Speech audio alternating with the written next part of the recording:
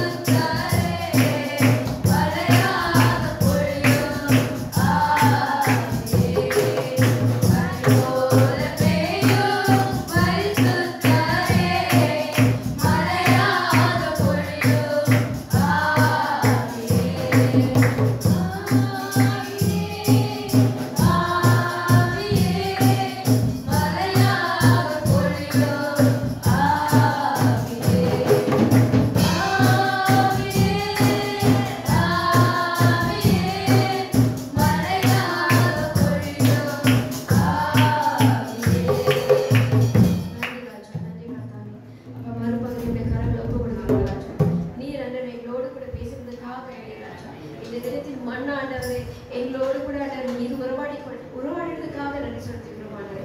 என் கரங்களை ஒப்பு கொடுக்கிறோம். ஏசு நாமத்தில் ஜெபிக்கிறோம்.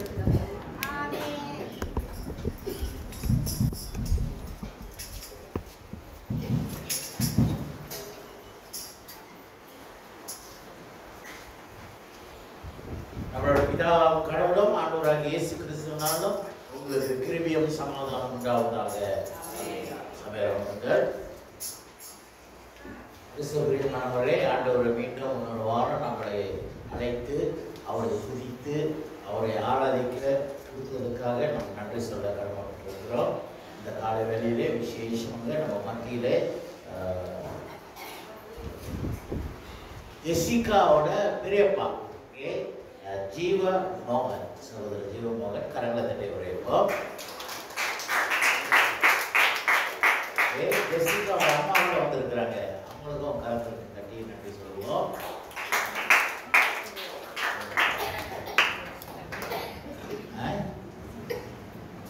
ஏரோனோட சித்தப்பாவும் பெரியப்பா கூட வந்திருக்கிறது. ஓகே, ஏரன் ஓகே.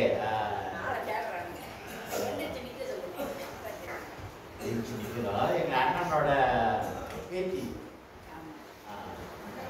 நதாஷாவா? ஓகே, அவங்க வந்து இருக்கிறாங்க.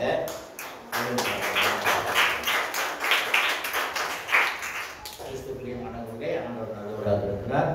இந்த நாளிலே அவரோட வார்த்தையை நாம் தியானிப்போம்.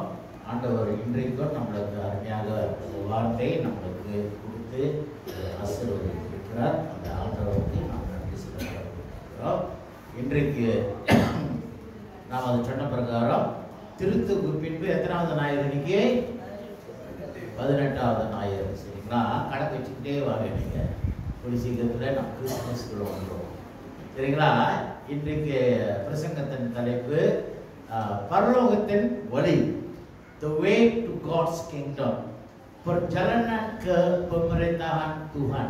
Tajuk khutbah pagi ini கிறிஸ்துவிலே இன்றைக்கு எடுக்கப்பட்ட சுவிசேஷ பகுதி நாம் தியானிப்போம்.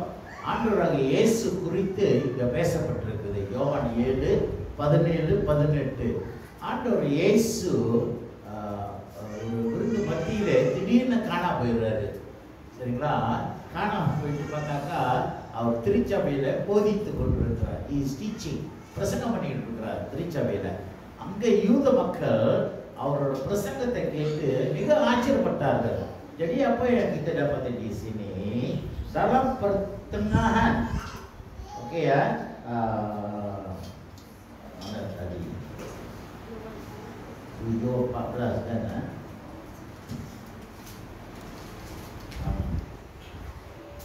Oke ya, di semasa perayaan tahu Yesus pergi ke perayaan, tiba-tiba pertengahan perayaan Yesus hilang.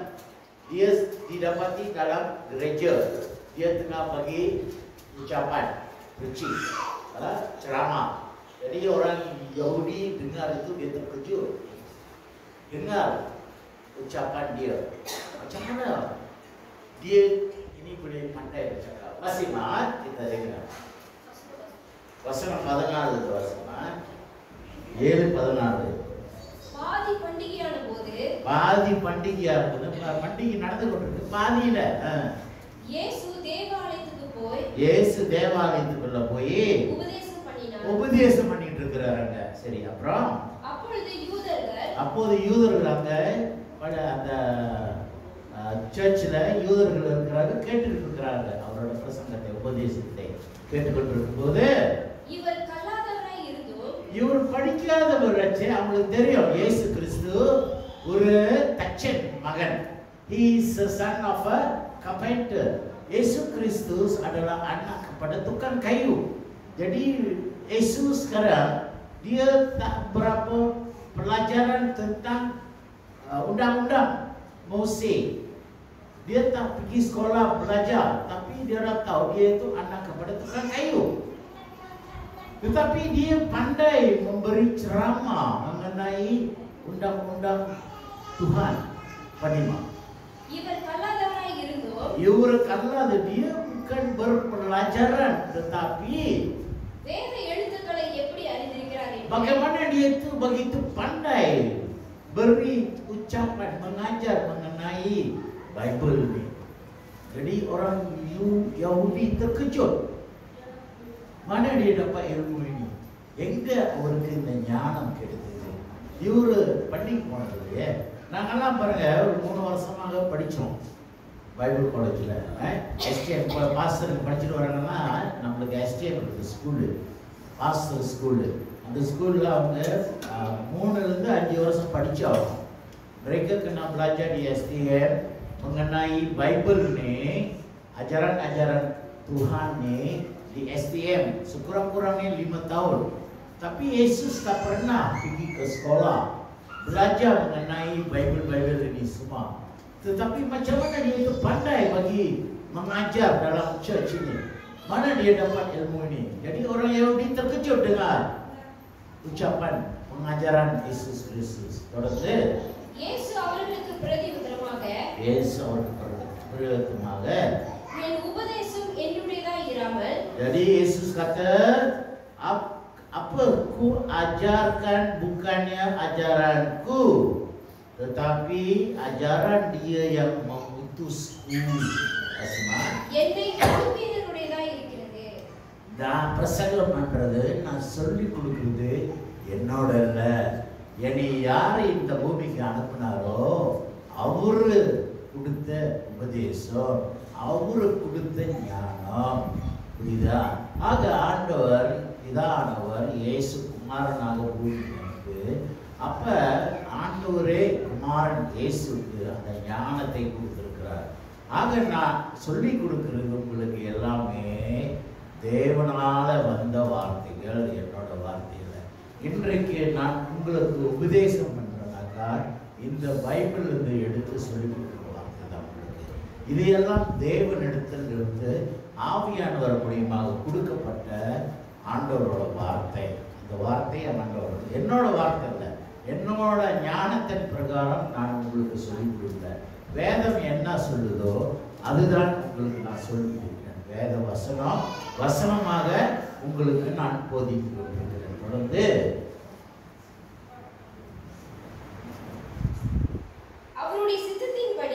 அவரோட சித்தத்தின்படி செய்ய மனதுள்ளவனோ அவன் இந்த உபதேசம் தேவனால் உண்டாயிருக்கிறதோ. Orang yang mau melaksanakan kehendak Allah akan tahu sama ada ajaran ini datang daripada diriku atau daripada Allah. ஆக உங்களுக்கு ஆண்டவரும் ஞானத்தை கொடுத்திருக்கிறார். இன்றைக்கு நான் போதிக்கின்ற ஒவ்வொரு காரியத்தை குறித்து வசனம் சொல்கின்றது. நீங்க இயேசு விசுவாசித்தாக்கா அதுல உங்களுக்கு உண்மை தெரியும். ஆவியானவரே உங்களுக்கு கற்றுக் கொடுப்பார், உங்களுக்கு ஞாபகப்படுத்துவார். இது தேவனோட வார்த்தையே அல்லது பாஸ்டரோட சொந்தமா பேசிட்டு இருக்கிறாருன்ட்டு அந்த வித்தியாசம் உங்களால கண்டுபிடிக்க முடியும். எப்ப நீங்க ஆண்டவருக்கு நீங்க விசுவாசமா இருக்கும்போது, ஆண்டவரோட வார்த்தையை நீங்க நம்பும்போது, apabila kamu percaya yaitu ini adalah ayat-ayat daripada Allah sendiri. Jadi bila kamu percaya, kamu akan dapat ilmu itu untuk memahamkan bahawa ajaran ini adalah ajaran daripada, ayat itu adalah daripada saya sendiri atau daripada Allah sendiri. Okey? Jadi kamu kenalah, beriman dan percaya bahawa Yesus itu adalah anak Tuhan. ஆண்டவர் இயேசு தேவனோட குமாரன் என்று நீங்க விசுவாசிக்கும் போது நீங்க இந்த வித்தியாசத்தை தெரிந்து கொள்ளுங்கள், அறிந்து கொள்ளுங்கள். தொடர்ந்து சுயமாய் பேசுகிறவர் தன் சுய மகிமையை தேடுகிறார். Dia yang memutuskan adalah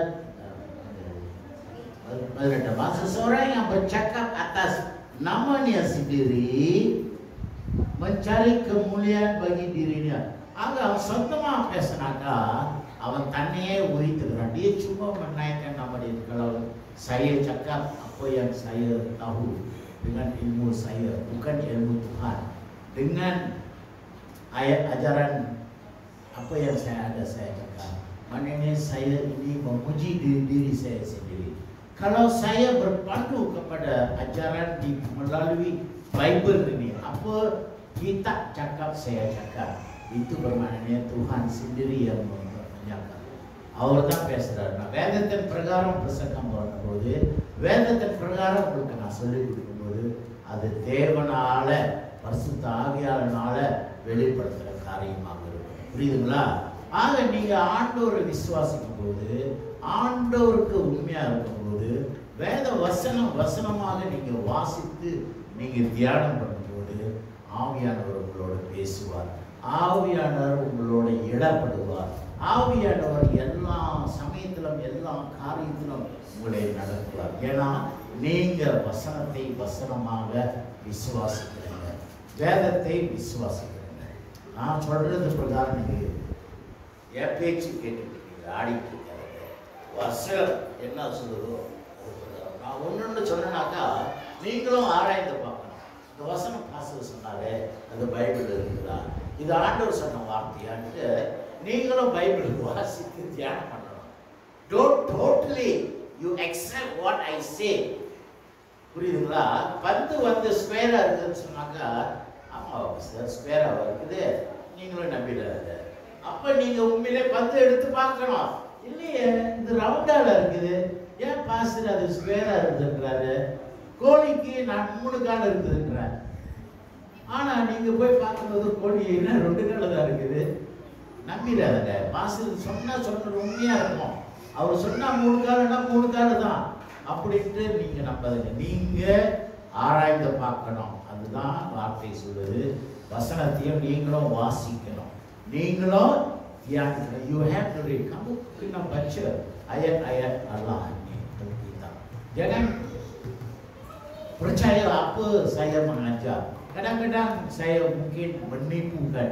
Karena பூமியிலே அநேக கள்ள தீர்க்கதரிசிகள் இருக்கிறார்கள்.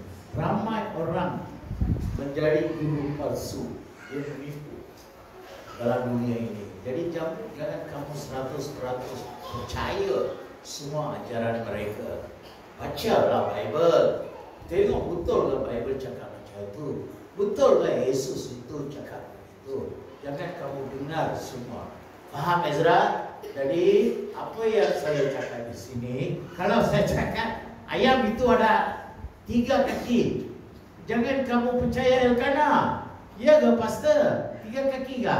Mungkin betul lah sebab pastor cakap 3 kaki kan. Dalam pemeriksaan kamu tulis ayam ada 3 kaki.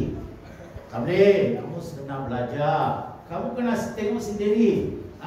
Bila ayam kampung, balik kampung nenek sana ada banyak ayam. Tengok ayam, ayam 2 kaki saja.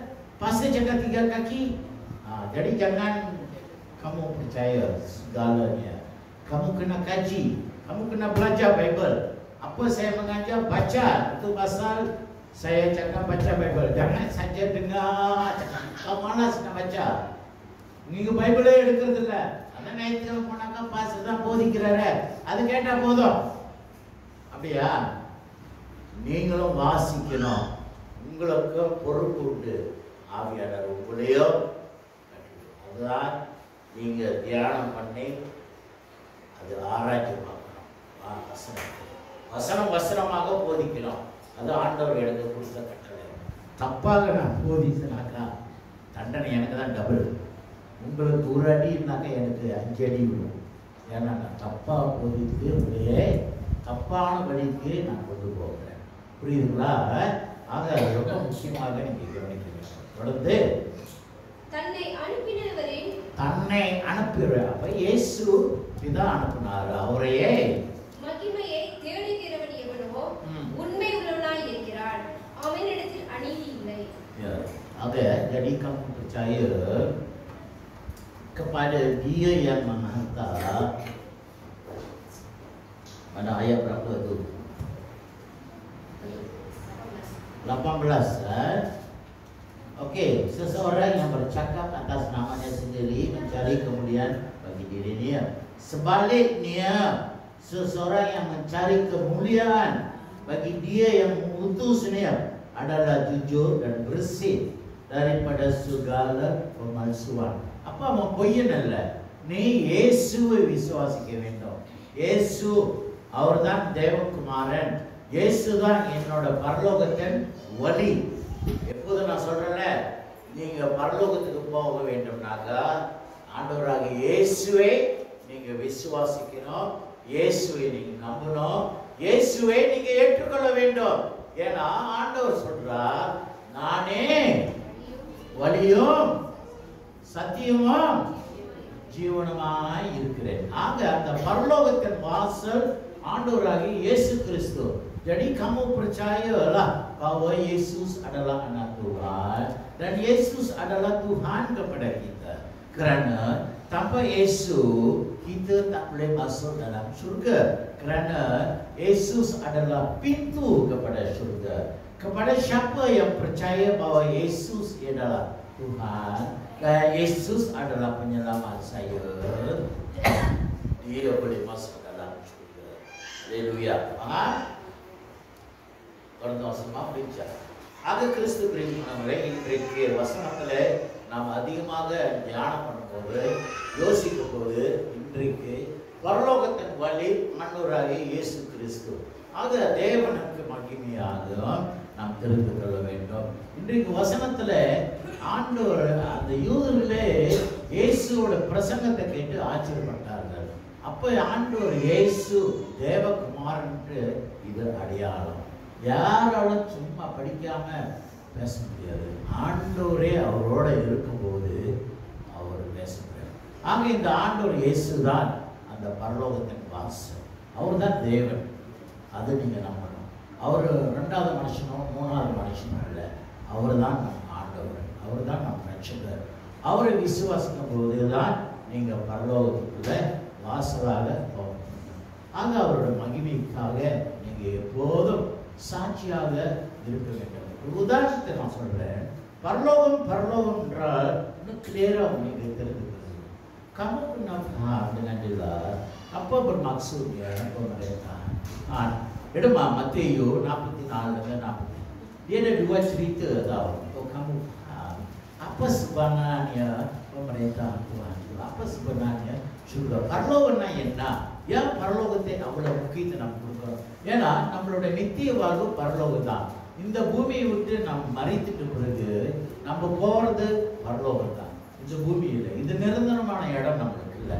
இது டெம்பரரின்றாங்க, தற்காலிகம் தான். ஆக இந்த பூமியை நம்பி விசுவாசித்து நம் எண்ணம் சிந்தனை எல்லாமே பூமியிலே நீங்க அக்கறை செலுத்துறது. இது நாம் தங்குற டெம்பரரி சேவா வீடுன்றோம்ல, அது நாம் சொந்தம் கொள்ள முடியாது. நம்ம சொந்தம் கொண்டாட போறது பரலோகம் தான். ஆக இந்த பரலோகத்தை குறித்து ரெண்டு கதை இருக்குது. வாசிமா மத்தேயு 13 வசனம் 44 எடுத்துங்க. Matius 13 ayat 44. அன்றியும் பரலோக ராஜ்யம் நிலத்தில் புதைக்கிற பொக்கிஷத்துக்கு ஒப்பாய் இருக்கிறது. அதை ஒரு மனுஷன் கண்டு மறைத்து அதை பற்றிய சந்தோஷத்தினால் போய் தனக்கு உண்டான எல்லாவற்றையும் விற்று அந்த நிலத்தை கொள்கிறார். பாருங்க, பரலோகத்தில் ஆண்டவர் இயேசு ஒரு உதாரணம் சொல்றாரு. ஒரு மனுஷன் ஒரு நிலத்தை போயிட்டு அவன் நோண்டி பார்க்கறான். அது நோண்டி பார்க்கும்போது அதுல இருந்து என்ன கிடைக்குது? அவனுக்கு தங்கம் கிடைக்குதா? அதுல பவுன் இருக்குதான் நிலத்துல. அப்ப அந்த நிலம் வந்து பவுன் இருக்குதுனால அவன் என்ன பண்றான்? போய் சொல்றான் யாருக்காவது இல்லை, ரகசியமாக திரும்பியும் புதைச்சிடுறான். புதைச்சு மூடி வச்சிடறான். மூடி வச்சு போய் கண்டுபிடிக்கிறான் இந்த நிலம் சொந்தக்காரன் யாருன்ட்டு. எப்படியாவது இந்த நிலத்தை நாம் வாங்கிடணும். ஏன்னா நிறைய தங்கம் இருக்குது உள்ள. There is not of gold. Jadi sini ya, ayat dia itu berkata 13-44. Kerajaan surga ibarat, contohnya harta yang tersembunyi di dalam sebidang tanah. Seseorang telah menjumpainya, lalu menyembunyikannya semula. Setelah itu dengan penuh sukacita dia menjual segala yang dia miliki, lalu membeli tanah. ஆக இது எப்படியாவது நான் வாங்கணும். ஏன்னா உள்ள புதையல் இருக்குதே, அது நான் பெற்றுக்கொள்ளணும். அப்பா இருக்குது இருக்கிறது எல்லாவற்றையும் வித்து அந்த நிலத்தை எப்படியாவது வாங்கிக்கிறாங்க. அதுதான் பரலோகம். பரலோகன்றது நம்மளோட நித்திய வாழ்வு, நம்மளோட சொத்து. அங்கதான் ஆண்டவர் இயேசு எல்லாமே ஆயிட்டு. ஆக இந்த பூமி நீங்க பரலோகம் எண்ணி எல்லாத்தையும் பூமியிலே நீங்க சேர்த்து வைக்காதுங்க. நீங்க பார்த்தல அவங்ககிட்ட இருக்கிறது எல்லாமே, ஆக பூமியில் இருக்கிற எல்லாமே நீங்க உதற தள்ளிட்டு நீங்க தேவனையே நோக்கி பாருங்க, பரலோகத்தை நோக்கி பாருங்க. அவன் தானே செஞ்சான். அவன் இருக்கிறது எல்லாத்தையும் வித்துட்டு அந்த நிலத்தை எப்படியாவது பெற்றுக்கொள்ள வேண்டும்ட்டு அவன் வித்துட்டான். He gave up everything, he sold everything. ஆக நீங்க உங்க வாழ்க்கையில எப்படிதான் எல்லாத்தையும் வித்து கொடுக்க விட்டு விடுவேன். அந்த பரலோகத்தை அந்த ஆண்டவர் இயேசுவோட நான் இருக்கணும். அதுக்கு நான் என்ன வழி பார்க்கணும்? எனக்கு இந்த பூமியில இந்த காரியம் தடையா இருக்குது, பணம் தடையா இருக்குது, பணம் பணம் பணம், வேலை வேலை வேலை, அது ஒரு தடையா இருக்குது உங்களுக்கு. ஆக நீங்க விட்டு வேலை வேண்டும், பணம் வேண்டும் தான், அதுக்குன்னு அதிகமாக சேர்த்து வைத்துட்டு இருக்காங்க. இந்த பாத்திர எல்லாத்தையும் விட்டு. ஆக நீங்களும் உங்களோட நேரத்தையும் உங்களோட முயற்சியும் நீங்க உலகத்துல அதிகமாக செலுத்தாம பரலோகத்துக்குள்ள எப்படி நம்ம போனோம்ட்டு அதுக்கு நீங்க give priority how to go to the kingdom of God. Bagi keutamaan bagaimana saya nak masuk ke syurga. Jadi kamu tumpulah perhatian kamu ke pemerintahan Tuhan. Jangan kamu cari harta benda di dunia saja. Kerana setelah kamu mati, apa yang kamu simpan di dunia ini kamu tidak boleh bawa ke syurga. Faham? Agar jadi kamu tumpulah kepada ayat-ayat ajaran apa yang Yesus ajarkan. Kerana itu yang akan membawa kamu ke syurga. Artinya bersama napati anji. மேலும் பரலோக ராஜ்யம், satu lagi contoh pemerintahan Tuhan itu முத்துக்களை தேடுகிற வியாபாரிக்கு ஒப்பாயிருக்கிறது. வியாபாரிக்கு ஒப்பாயிருக்கிறது. என்னவா வாசிப்போம். அவன் விலை உயர்ந்த ஒரு முத்தை கண்டு போய் தனக்கு உண்டான எல்லாவற்றையும் விற்று அதை கொள்கிறான். அன்றையும் பரலோக ராஜ்யம் கடலிலே போடப்பட்டு சகலவிதமான மீன்களை சேர்த்து. Okey. Apa 5 dengan 46. Jadi contoh lagi satu adalah kerajaan surga juga seumpama seorang saudagar yang mencari mutiara yang paling tinggi nilainya. Apabila dia menjumpai mutiara yang paling bernilai, dia pun menjual semua yang dimilikinya lalu membeli mutiara itu. Agar ஒரு முத்துக்கு விலை உயர்ந்த முத்துக்கு ஒரு உதாரணமாக இங்க ஆண்டவர் இதை சொல்லியுள்ளார். பரலோகம் ஒரு விலை உயர்ந்த ஒரு முத்து. புரியுதுங்களா? ஆக இந்த வியாபாரி அதை கண்டுபிடிச்சுதான் எப்படியாவது அதை வாங்கிடணும். எல்லாத்தையும் வித்துட்டு போயிட்டு அந்த முத்து வாங்கினான். ஏன்னா அவனோட நோக்கம் அந்த முத்து. ஆக நம்மளோட நோக்கம் அதேவே இருக்க வேண்டாம். பரலோகம் தான் நம்மளோட நோக்கம். உலகத்துல நம்ம எவ்வளவு சேர்த்து வைக்கிறதுனாலும் பரலோகம் ஒரு முத்து. அந்த பரலோகத்தை அடையிறதுக்கு நீங்க எல்லாவற்றையும் விட்டு கொடுக்க வேண்டும். வாழ்க்கையிலே நீங்க முடிவு பரலோகம். அந்த பரலோகம் தான் நம்மளோட ஜீவன். ஆக அந்த பரலோகத்தை நாம் வாசலாக ஏற்றுக்கொள்ள. ஆக கிறிஸ்து பிரியமானவர்களே, ஆண்டவர் இயேசு கிறிஸ்து நம் ரட்சகர், நம் தேவன். இந்த வானத்தையும் பூமியை படைத்த தேவன். ஓகே, இந்த பூமி நாம் சொன்ன பிரகாரம் ஒரு நிரந்தரமான இடம் அல்ல. ஏன்னா நம்மளோட பயணம் பரலோகம் தான், இறுதி பயணம். கிறிஸ்து பிரியமானவர்களே, ஆண்டவராக இயேசு கிறிஸ்து இந்த பூமியை படைத்த தேவன். வானத்தையும் பூமியும் படைத்த ஆண்டவர் இயேசு. அந்த இயேசு நீங்க விசுவாசிக்கும் போது பரலோகத்துக்கு நீங்க வழியாக இயேசு, அந்த கதவு இயேசு. இயேசு உங்களே பரலோகத்துக்குள்ள எடுத்துக்கொள்வார். ஆகவே இயேசு சொன்ன பிரகாரம் நானே வழியும் சத்தியம் ஜீவனமா இருக்கிற அந்த ஆண்டவரை நீங்க ஒரு நாளும் உதற விடாதீங்க. பிரச்சனைகள் வரும் வாழ்க்கையில். இந்த பூமியிலே ஆண்டவர் முன்கூட்டியே சொல்லிட்டார், இந்த பூமியில உங்களுக்கு கஷ்டங்கள் வரும், பிரச்சனைகள் வரும், தீமைகள் வரும். ஆனால் நீ திகழ்ந்து ஆண்டவராக இயேசுவே இந்த பூமியை ஜெயித்தார். நீங்களும் ஆண்டவரோட பலனாக, அந்த பரிசுத்த ஆவியோட உதவியாக இந்த பூமியை நீங்கள் ஜெயிப்பீங்க. அப்படியே ஆண்டவர் உங்களை கைவிட மாட்டார். உங்களே ஆண்டவர் வெட்கப்படுத்த மாட்டார். நீங்கள் தீமையில இருக்கும்போது ஆண்டவர் கை தட்டி சிரிக்க மாட்டார். அவரும் இரக்கமுள்ள ஆண்டவர், அவரும் இறக்கப்படுகிறார் நம் மேல. அது கிறிஸ்துவிலே இன்றைக்கு நம் இந்த பூமியை எதிர்பார்க்காம பரலோகத்தை நோக்கி பார்ப்போம். ஏன்னா அந்த வழி இன்றைக்கு தலைப்பு பரலோகத்தின் வழி. வழி நாம் ஆண்டவராகிய இயேசு கிறிஸ்து. அந்த இயேசு கிறிஸ்துவை மட்டுமே நீங்க பற்றி கொள்ள வேண்டும். ஏன்னா நிறைய கள்ள போதகர், கள்ள தீர்க்கதரிசிகள் பூமியில இருக்கிறார்கள். அவனை பொய் சொல்வார்கள். இந்த பூமி தான், இதுதான் உங்களோட பரலோகம்னு கூட சிலர் போயிருக்கிறார்கள். Sama teaching, ada orang mengajak katakan bumi ini adalah surga untuk kita. Tak ada.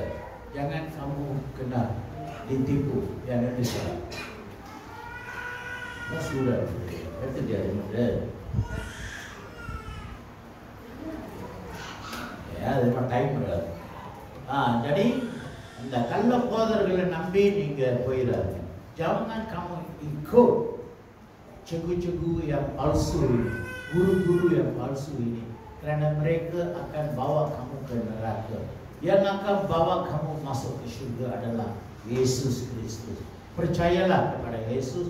Yesus adalah pintu ke pintu syurga. Dia adalah Tuhan pada kita. Haleluya. அது கிறிஸ்துவின் தொடர்ந்து நம் வாழ்க்கை ஆண்டவருக்கு ஒப்புக்கொள்வோம், ஜெபம் செய்வோம். அன்பின் ஆண்டவரே, இன்றைக்கு கொடுத்த வார்த்தைக்காக நாங்கள் நன்றி சொல்லுகிறோம். வார்த்தையின் பிரகாரமே நாங்கள் கீழ்ப்படிந்து நடக்கணும். நீ சொன்ன பிரகாரமே நாங்கள் விசுவாசிக்கிறோம். நானே வழியும் சத்தியமும் ஜீவனமாக இருக்கேன் ஆண்டவர். இந்த நாளுக்காக நாங்கள் எல்லாத்துக்கும் நாங்கள் நன்றி சொல்லுகிறோம். நீ வருகிறேன், நீ நியாயத்துக்கு போற, அதுக்கு நாங்கள் ஆயத்தமாக விசுவாசமாக இருக்க எங்களை நீ நடத்த முடியாத எங்கள் ஆண்டவராகிய இயேசு கிறிஸ்துவின் நாமத்தில் ஜெபிக்கிறோம் நல்ல பிதாவே.